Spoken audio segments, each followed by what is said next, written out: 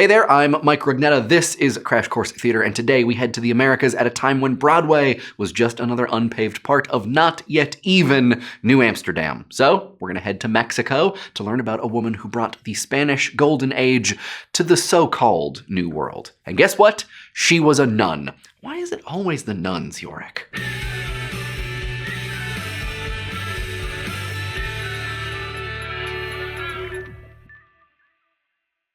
We shouldn't get too far before being super clear. There was theater in Central America way before any Europeans, and it will probably seem familiar.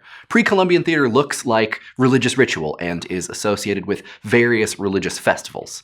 When Aztecs conducted a sacrifice, they did it in style, with costumes and parades and animals. Though, maybe don't get too attached to those animals. Or some of the people wearing the costumes. In the 16th century, an indigenous onlooker, whose words were later copied by a missionary, described a celebration for the feathered serpent creator deity Quetzalcoatl. The actors came out and performed short comic pieces, pretending to be deaf, afflicted with colds, halt, blind, and missing an arm, all coming to the idol to ask for health. The deaf ones would give foolish answers, and those with colds coughed. The halt, limping about, described their miseries and complaints, and made the people laugh heartily. Others came out representing vermin, with some dressed as beetles, others as toads, others as lizards, and so on. After this was over, they performed a dance with all of these actors, and the festival ended. There you have it, folks. Ability-related comedy and vermin dance. Fun times for all? But lizards aside, we don't have to look especially hard to draw connections between this and the kind of medieval comedy that informed the cycle plays, or even all the way back to ancient farce. Things change after the Spanish arrive, obviously, for a lot of reasons, not the least of which being genocide. If you've watched Crash Course World History, you'll know that the attitude of the Spaniards towards native religious practices was not exactly chill. Admittedly, some native religious practices did involve human sacrifice. The invading Spanish practice forced conversion, stamping out native Aztec rituals, often violently. Missionaries had native peoples perform Bible stories and take part in historical pageants on fun topics like how the great and honorable Spaniards had conquered the evil and terrible Moors. Guess which side the indigenous peoples played. Turns out performance is a pretty useful way to spread religious and imperial propaganda and impose your preferred historical narratives. We know about some of this because of the Franciscan monk Alonso Ponce.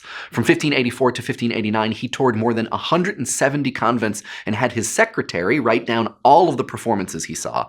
Ponce saw a lot of European-style Bible stories and battle reenactments with indigenous actors basically acting out their own defeat. But the secretary also noted games and acrobatics, which had a non-European vibe and probably reflected earlier indigenous performance. Throughout the 16th century, colonial authors translated religious dramas imported from Spain into indigenous languages, and then began writing their own plays, also in local languages, to proselytize with. These were mostly religious allegories or takes on Bible stories, such as The Three Kings or The Sacrifice of Isaac. But by the end of the century, Spanish was becoming the dominant language of theater, and Mexico City was becoming the theatrical center of the Spanish Empire.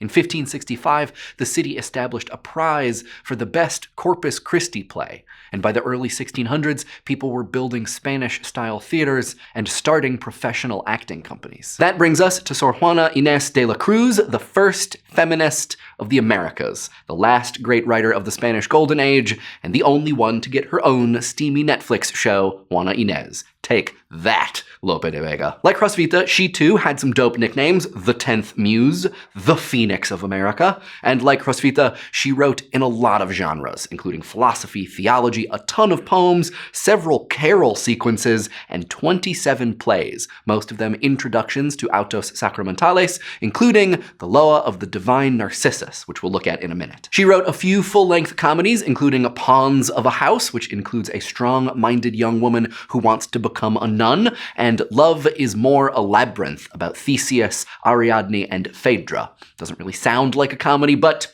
that hasn't stopped anyone yet. Sor Juana was born in Mexico in 1648, the illegitimate daughter of a Spanish military officer. She was mostly self-educated and said that she wrote her first play at the age of 8, so she was pretty precocious too. She later moved to Mexico City, where she begged to be allowed to dress as a boy so she could attend university, but she had to continue her education privately. She became a favorite of the Spanish viceroy and his wife and lived at court, where she continued her education, learning Latin and also Nahuatl. She spent a few years as a lady-in-waiting, and then in 1669 she decided to join an order of Hieronymite nuns, a comparatively relaxed order. She'd already received several offers of marriage, but she knew that if she got married, she would have to devote herself to her family and be subservient to her husband. Boring. But if she became a nun, she could determine her own intellectual life, and she did. Nice. During her lifetime, one of her essays was published, though the bishop who published it also added a critique of it, saying that as a woman, she was wrong to concern herself with worldly stuff like writing and philosophy. The bishop also wrote the critique under the pseudonym Sor Filotea, pretending to be another nun. Sor Juana wrote a response to the response, reply to Sister Filotea, and it's here that we find most of her biographical information. But basically she writes, "Heck no, Filotea." She quotes the mystic Saint Teresa, who said, "One can perfectly well philosophize while cooking supper," and wrote that if more women teach, maybe young girls could learn without being harassed so much. The bishop censured her not using a pseudonym this time, and later in her life, she probably had to give up writing to avoid punishment. She died in 1695 when she caught the plague while caring for other afflicted nuns, which is heartbreaking, but also righteous as heck. Let's look at one of Sor Juana's plays, the Loa of the Divine Narcissus. The Loa, which comes from the Latin laus, or praise, began as a prologue at the beginning of a comedy that told the audience what the comedy would be about. But eventually it evolved into a kind of short, allegorical drama that emphasized Christian teachings and was typically associated with the autos sacramentales. Lope, Calderón, Tirso de Molina, and all of those Golden Age guys, they all wrote Loas, but Sor Juana's Loa does what Loas and autos are supposed to do. It celebrates humankind's redemption via the Eucharist. But as a Mexican woman of Spanish descent, Juana's Loa also has a sneaky reverence for native cultural practices, and might even function as a critique of doctrinaire colonial rule. Let's speak truth to power, Thought Bubble. Occident, a crowned Aztec dude, enters alongside America, a queenly Aztec woman. Occident and America are regal as heck, and the first words of the play acknowledge that. O noble Mexicans, whose ancient ancestry comes forth from the clear light and brilliance of the sun. The character of music tells them that since it's harvest time, they must honor the great god of the sun and war, Huitzilopochtli. How do they honor him?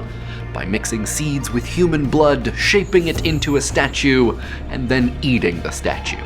Other figures enter, dressed in ponchos, and perform a tocotin, kind of indigenous dance. Already, the play acknowledges two cultures and two performance styles: European allegorical drama and Aztec dance. Now, the Spaniards show up. First, religion appears as a Spanish woman, and Zeal as a Spanish conquistador. Religion is freaked out by the whole human sacrifice thing, and Zeal is like, relax, I got a sword, it's taken care of. And religion goes, maybe we can try mercy before killing? So religion is like, hey, Occident and America, maybe don't be heretics. And Occident and America respond, leave us alone, we are worshiping our God. So Zeal is like, okay, back to plan A. Die, impudent America. There's a huge battle and, yeah, no prize for guessing who wins, but Occident and America are still defiant, saying, yes, they're defeated, but they're gonna go on worshiping their God their way. And religion is like, look, your false god is just a huge theological misunderstanding of the true God, so maybe we can all just get on the same page.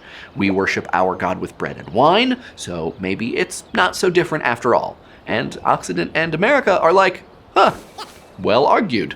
We'll adopt your god now. Let's all get baptized. Thank you, Thought Bubble. In the Loa of the Divine Narcissus' exciting conclusion, religion is like, before we do the baptism, let's watch an auto to learn more about how great the Eucharist is. We're gonna call this auto Divine Narcissus, because in the Narcissus myth, Narcissus and Echo both worship false idols. Get it? And zeal is all, religion, as a woman in Mexico, isn't it wrong that you're writing autos sacramentales to be performed in Spain? And then religion is like, it comes from my faith, so nope, we good. Lights down. In the end, Christianity takes the win. The Aztecs are successfully converted, but here's the thing. Occident and America aren't portrayed as savages, and even though their ritual is definitely stomach churning, unless you're a vampire who also is into whole grains, it isn't represented as violent or grotesque.